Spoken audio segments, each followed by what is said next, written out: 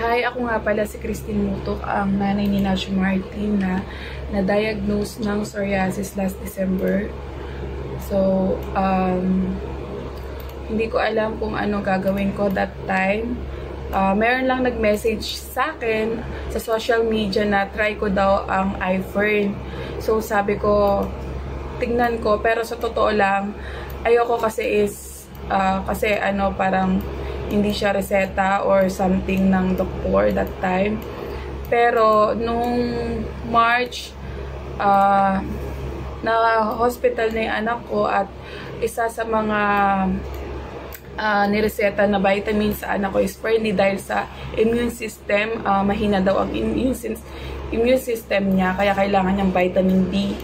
Kaya nag-try na ako na umorder ng Fernie. Ito ang nagpapagaling sa anak ko that time.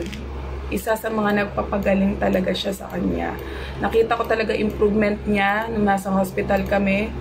Humupa yung mga sugat niya, which is sobrang dry nun. Pag-uwi na namin ng hospital, yun, tinuloy-tuloy ko na at may isa pa siyang vitamins na ininom na combo para sa kanya, para mas umokay pa siya. Yun yung Milka.